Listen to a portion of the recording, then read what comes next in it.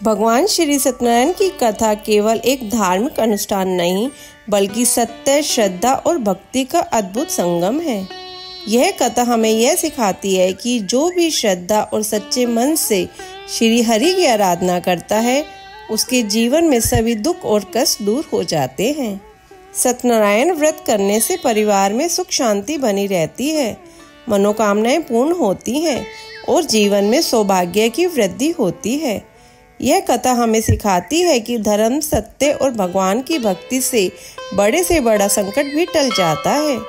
तो आइए श्री हरि की इस मंगलमयी कथा का श्रवण करें और उनका आशीर्वाद प्राप्त करें और कमेंट में सत्यनारायण भगवान की जय जरूर लिखें। पहला अध्याय। एक समय नैमिषारण्य तीर्थ में शौनकादि 88,000 ऋषियों ने श्री सूत जी से पूछा, हे प्रभु, इस कलयुग में वेद विद्या रहित मनुष्य को प्रभु भक्ति किस प्रकार मिलेगी तथा उनका उद्धार कैसे होगा। इसलिए हे मुनि, कोई ऐसा तप कहिए जिसमें थोड़े समय में पुण्य प्राप्त होवे तथा मन वांछित फल मिले। वह कथा सुनने की हमारी इच्छा है। सर्वशास्त्र ज्ञाता जी श्री सूत जी बोले, हे वैष्णव में पूज्य, आपने सब प्राणियों के हित की बात पूछी है। अब मैं उस श्रेष्ठ व्रत को आप लोगों से कहूँगा जिस व्रत को नारद जी ने लक्ष्मी नारायण से पूछा था और लक्ष्मीपति ने मुनि श्रेष्ठ नारद से कहा था, सो ध्यान से सुनो। एक समय योगीराज नारद जी दूसरों के हित की इच्छा से अनेक लोगों में घूमते हुए मृत्यु लोक में आ पहुँचे।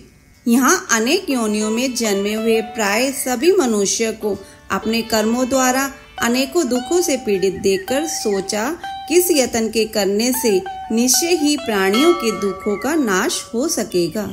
ऐसा मन में सोचकर विष्णु लोक को गए। वहाँ श्वेत वर्ण और 4 भुजाओं वाले देवों के इष्ट नारायण को देखकर, जिनके हाथों में शंख, चक्र, गदा और पद्म थे तथा वरमाला पहने हुए थे, स्तुति करने लगे, हे भगवान, आप अत्यंत शक्ति से संपन्न हैं। मन तथा वाणी भी आपको नहीं पा सकती। आपका आदि मध्य अंत नहीं है। निर्गुण स्वरूप सृष्टि के आदि भूति व भक्तों के दुखों को नष्ट करने वाले हो। आपको मेरा नमस्कार है। नारद जी से इस प्रकार की स्तुति सुनकर विष्णु भगवान बोले, हे मुनिश्रेष्ठ, आपके मन में क्या है? आपका किस काम के लिए आगमन हुआ है? निसंकोच कहो। तब नारद मुनि बोले, मृत्यु लोक में सब मनुष्य जो अनेक योनियों में पैदा हुए हैं, अपने अपने कर्मों के द्वारा अनेक प्रकार के दुखों से दुखी हो रहे हैं। हे नाथ, मुझ पर दया रखते हो तो बतलाइए कि उन मनुष्य के सब दुख थोड़े से ही प्रयत्न से कैसे दूर हो सकते हैं। श्री भगवान जी बोले, हे नारद, मनुष्य की भलाई के लिए तुमने बहुत अच्छी बात पूछी है। जिस काम के करने से मनुष्य मोह से छूट जाता है वह मैं कहता हूँ। सुनो, बहुत पुण्य देने वाला स्वर्ग तथा मृत्यु लोक दोनों में दुर्लभ एक उत्तम व्रत है। आज मैं प्रेम वश होकर तुमसे कहता हूँ, सत्यनारायण का यह व्रत अच्छी तरह विधि पूर्वक करके मनुष्य आयु पर्यंत यहाँ सुख भोग कर मरने पर मोक्ष को प्राप्त होता है। श्री भगवान के वचन सुनकर नारद मुनि बोले कि उस व्रत का फल क्या है, क्या विधान है और किसने यह व्रत किया है और किस दिन यह व्रत करना चाहिए, विस्तार से कहिए। भगवान बोले, दुख शोक आदि को दूर करने वाला, धन धान्य को बढ़ाने वाला, सौभाग्य तथा संतान को देने वाला यह व्रत सब स्थानों पर विजयी करने वाला है। भक्ति और श्रद्धा के साथ किसी भी दिन मनुष्य श्री सत्यनारायण की प्रातः काल के समय ब्राह्मणों और बंधुओं के साथ धर्मपरायण होकर पूजा करे। भक्ति भाव से नैवेद्य, केले का फल, घी, दूध और गेहूं का चूर्ण सवाया लेवें। गेहूं के अभाव से साठी का चूर्ण, शक्कर तथा गुड़ लें और सब भक्षण योग्य पदार्थ जमा करा के भगवान के अर्पण कर देवें तथा बंधुओं सहित ब्राह्मणों को भोजन करावें। पश्चात स्वयं भोजन करें। नृत्य, गीत आदि का आचरण कर सत्यनारायण भगवान का स्मरण करते हुए समय व्यतीत करें। इस तरह व्रत करने पर मनुष्य की इच्छा निश्चय पूरी होती है। विशेषकर कली काल में भूमि पर यही मोक्ष का सरल उपाय है। श्री सत्यनारायण व्रत कथा का प्रथम अध्याय संपूर्ण। बोलो श्री सत्यनारायण भगवान की जय। दूसरा अध्याय। सूत जी बोले, हे ऋषियों, जिसने पहले समय में इस व्रत को किया है उसका इतिहास कहता हूँ, ध्यान से सुनो। सुंदर काशीपुरी नगरी में एक अत्यंत निर्धन ब्राह्मण रहता था। वह भूख और प्यास से बेचैन हुआ नित्य पृथ्वी पर घूमता था। ब्राह्मणों से प्रेम करने वाले भगवान ने ब्राह्मण को दुखी देखकर बूढ़े ब्राह्मण का रूप धर उसके पास जा आदर के साथ पूछा, हे विप्र, नित्य दुखी हुआ पृथ्वी पर क्यों घूमता है? हे श्रेष्ठ ब्राह्मण, यह सब मुझसे कहो, मैं सुनना चाहता हूँ। ब्राह्मण बोला, मैं निर्धन ब्राह्मण हूँ, भिक्षा के लिए पृथ्वी पर फिरता हूँ। हे भगवान, यदि आप इसका उपाय जानते हो तो कृपया कर कहो। वृद्ध ब्राह्मण बोला कि सत्यनारायण भगवान मनवांछित फल देने वाले हैं, इसलिए हे ब्राह्मण, तू उनका पूजन कर, जिसके करने से मनुष्य सब दुखों से मुक्त होता है। ब्राह्मण को व्रत का सारा विधान बतलाकर बूढ़े ब्राह्मण का रूप धारण करने वाले सत्यनारायण भगवान अंतर्ध्यान हो गए। जिस व्रत को व्रत ब्राह्मण ने बतलाया है, मैं उसको करूँगा। यह निश्चय करने पर उसे रात में नींद भी नहीं आई। वह सवेरे उठ सत्यनारायण के व्रत का निश्चय कर भिक्षा के लिए चला गया। उस दिन उसको भिक्षा में बहुत धन मिला, जिससे बंधुओं बांधों के साथ उसने सत्यनारायण का व्रत किया। इसके करने से वह ब्राह्मण सब दुखों से छूटकर अनेक प्रकार की संपत्तियों से युक्त हुआ। उस समय से वह ब्राह्मण हर मास व्रत करने लगा। इस तरह सत्यनारायण भगवान के व्रत को जो करेगा वह मनुष्य सब दुखों से छूट जाएगा। इस तरह नारद जी से नारायण का कहा हुआ यह व्रत मैंने तुमसे कहा। हे विप्रो, मैं अब और क्या कहूँ?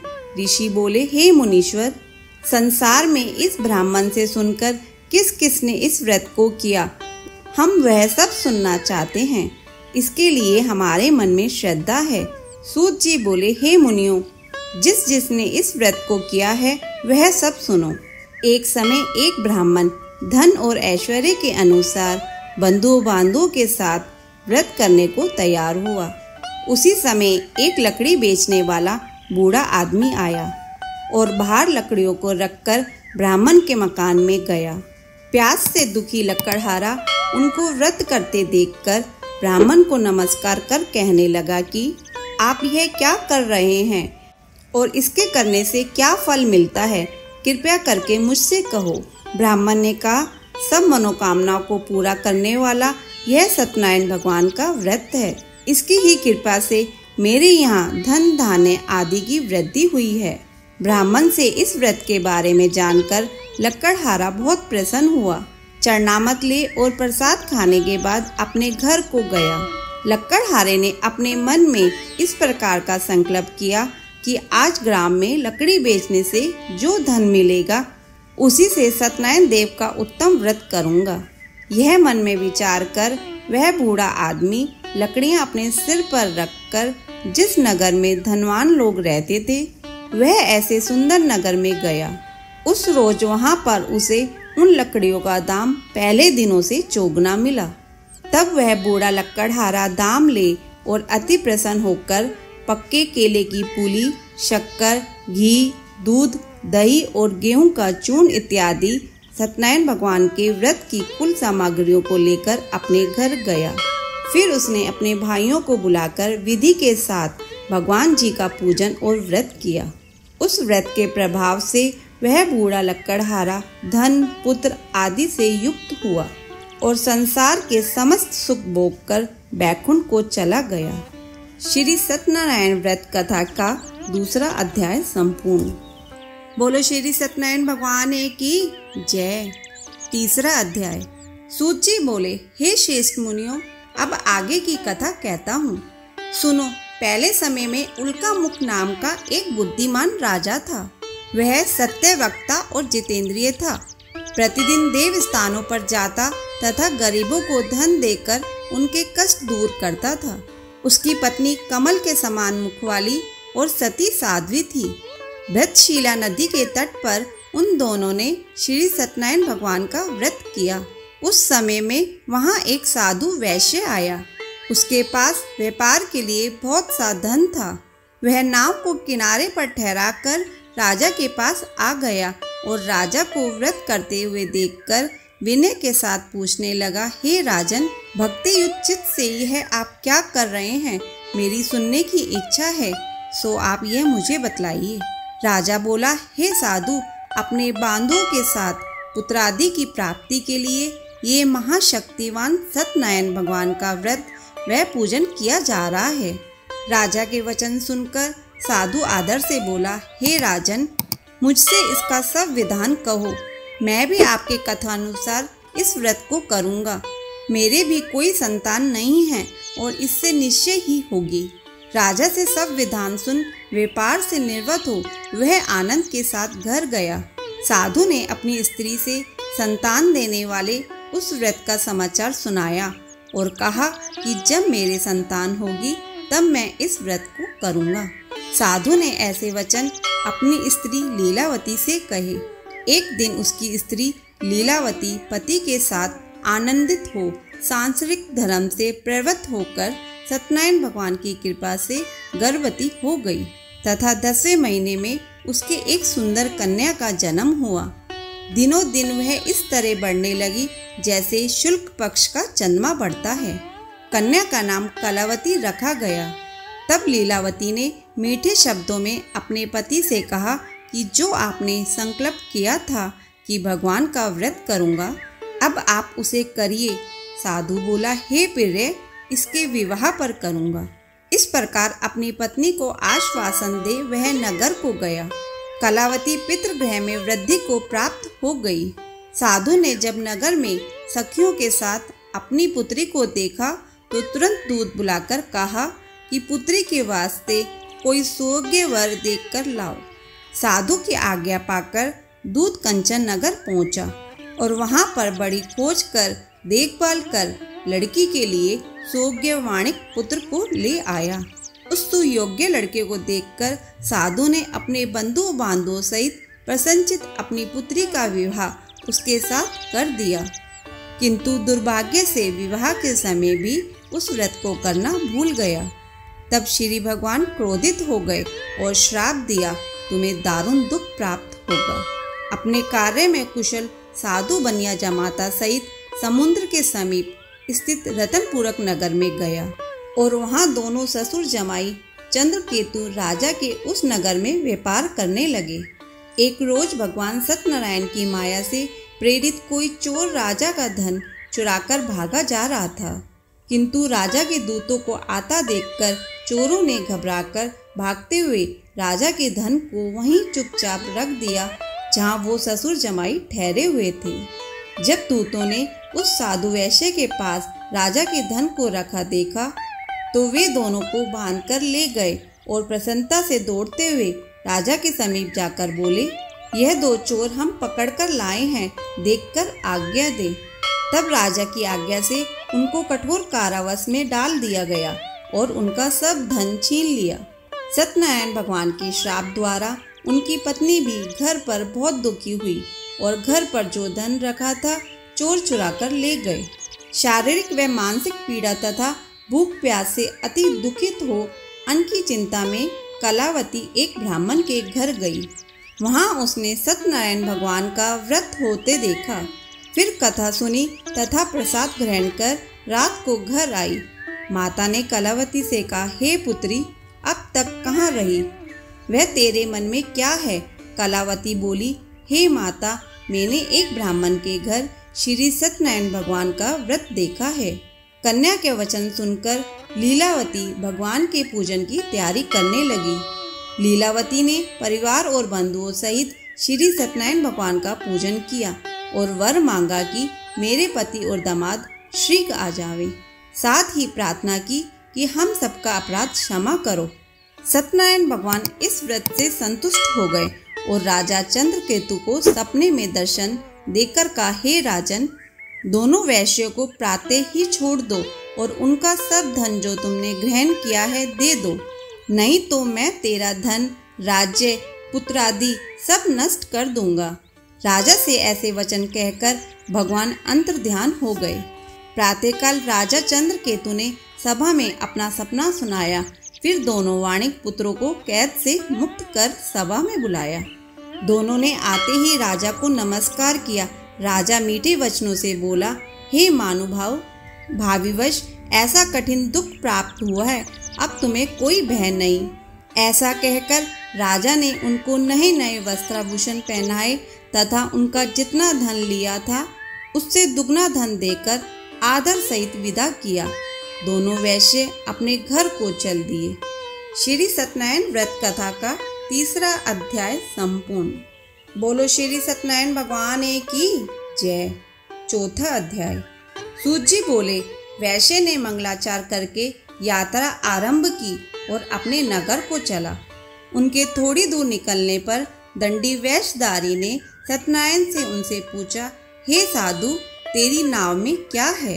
अभिमानी वणिक हंसता हुआ बोला, हे दंडी, आप क्यों पूछते हो? क्या धन लेने की इच्छा है? मेरी नाव में तो बेल और पत्ते भरे हैं। वैश्य का कठोर वचन सुनकर भगवान ने कहा, तुम्हारा वचन सत्य हो। दंडी ऐसा कहकर वहां से दूर चले गए और कुछ दूर जाकर समुद्र के किनारे बैठ गए। दंडी के जाने पर वैश्य ने नित्य क्रिया करने के बाद नाव को ऊंची उठी देखकर अचंभा किया और नाव में बेल पत्ते आदि देखकर मूर्छित हो जमीन पर गिर पड़ा। फिर मूर्छा खुलने पर अत्यंत शोक प्रकट करने लगा। तब उसका दामाद बोला कि आप शोक न करें, ये दंडी का श्राप है, अतः उनकी शरण में चलना चाहिए, तभी हमारी मनोकामना पूरी होगी। दामाद के वचन सुनकर दंडी के पास पहुंचा और अत्यंत भक्ति भाव से नमस्कार करके बोला, हे भगवान, आपकी माया से मोहित ब्रह्मा आदि भी आपके रूप को नहीं जानते, तब मैं अज्ञानी कैसे जान सकता हूँ? आप प्रसन्न होइए, मैं सामर्थ्य के अनुसार आपकी पूजा करूँगा। मेरी रक्षा करो और पहले के समान नौका में धन भर दो। उसके भक्ति युक्त वचन सुनकर भगवान प्रसन्न हो उसकी इच्छा अनुसार वर देखकर अंतर्ध्यान हो गए। तब उन्होंने नाव पर आकर देखा कि नाव धन से परिपूर्ण है। फिर वह भगवान सत्यनारायण का पूजन कर साथियों सहित अपने नगर को चला। अब अपने नगर के निकट पहुंचा तब दूत को घर भेजा। दूत ने साधु के घर जा उसकी स्त्री को नमस्कार कर कहा कि साधु अपने दामाद सहित इस नगर के समीप आ गए हैं। ऐसा वचन सुन साधु की स्त्री ने बड़े हर्ष के साथ सत्यदेव का पूजन कर पुत्री से कहा, मैं अपने पति के दर्शन को चाहती हूँ, तू कार्य पूर्ण कर श्री का। माता के ऐसे वचन सुन कलावती प्रसाद छोड़कर पति के पास गई। प्रसाद की अवज्ञा के कारण सत्यदेव ने रुष्ट हो गए। उसके पति को नाव सहित पानी में डुबा दिया। कलावती अपने पति को न देखकर रोती हुई जमीन पर गिर गई। इस तरह नौका को डूबा हुआ तथा कन्या को रोता देख साधु दुखित होकर बोला, हे प्रभु, मुझसे या मेरे परिवार से जो भूल हुई है उसे क्षमा करो। उसके दीन वचन सुनकर सत्यदेव प्रसन्न हो गए और आकाशवाणी हुई, हे साधु, तेरी कन्या मेरा प्रसाद को छोड़कर आई है, इसलिए इसका पति अदृश्य हुआ है। यदि वह घर जाकर प्रसाद खाकर लौटे तो इसे पति अवश्य मिलेगा। ऐसी आकाशवाणी सुनकर कलावती ने घर पहुंचकर प्रसाद खाया। फिर आकर पति के दर्शन किए। तत्पश्चात साधु ने बंधुओं बांधुओं सहित सत्यदेव का विधि पूर्वक पूजन किया। उस दिन से वह पूर्णिमा को सत्यनारायण भगवान का पूजन करने लगे। फिर इस लोक का सुख भोग कर अंत में स्वर्ग लोक को गया। श्री सत्यनारायण व्रत कथा का चौथा अध्याय संपूर्ण। बोलो श्री सत्यनारायण भगवान की जय। पांचवा अध्याय। सूत जी बोले, हे ऋषियों, मैं और भी कथा कहता हूँ, सुनो। प्रजा पालन में लीन त्वनध्वज नाम का एक राजा था। उसने भी भगवान का प्रसाद त्याग कर बहुत दुख पाया। एक समय वन में जाकर वन्य पशुओं को मारकर बड़ के पेड़ के नीचे आया। वहाँ उसने ग्वालों को भक्ति भाव से बांधों सहित सत्यनारायण जी का पूजन करते देखा। राजा देखकर भी अभिमानवश वहाँ नहीं गया और न नमस्कार ही किया। जब ग्वालों ने भगवान का प्रसाद उसके सामने रखा तो वह प्रसाद को त्याग कर अपनी सुंदरी नगरी को चला गया। वहीं उसने अपना सब कुछ नष्ट पाया तो वह जान गया कि यह सब भगवान ने किया है। तब वह विश्वास कर ग्वालों के समीप गया और विधि पूर्वक पूजन कर प्रसाद खाया तो सत्यदेव की कृपा से पहले जैसा था वैसा ही हो गया। फिर दीर्घ काल तक सुख भोग कर मरने पर स्वर्गलोक को गया। जो मनुष्य इस परम दुर्लभ व्रत को करेगा भगवान की कृपा से उसे धन धान्य की प्राप्ति होगी। निर्धन धनी और बंदी बंधन से मुक्त होकर निर्भय हो जाता है। संतानहीनों को संतान प्राप्ति होती है तथा सब मनोरथ पूर्ण होकर अंत में वैकुंठ धाम को जाता है। जिन्होंने पहले इस व्रत को किया अब उनके दूसरे जन्म की कथा कहता हूँ। व्रत शतानंद ब्राह्मण ने सुदामा का जन्म लेकर मोक्ष को पाया। उल्कामुख नाम का राजा दशरथ होकर वैकुंठ को प्राप्त हुआ। साधु नाम के वैश्य ने मोर ध्वज बनकर अपने पुत्र को आरे से चीरकर मोक्ष को प्राप्त किया। महाराज तुम ध्वज ने स्वयं भू होकर भगवान से भक्ति युक्त कर्म कर मोक्ष प्राप्त किया। श्री सत्यनारायण व्रत कथा संपूर्ण। बोलो श्री सत्यनारायण भगवान की जय। अगर आपको ये कथा सुनना अच्छा लगा हो तो इसे लाइक करके शेयर करें। चैनल पर नए हैं तो सब्सक्राइब करें।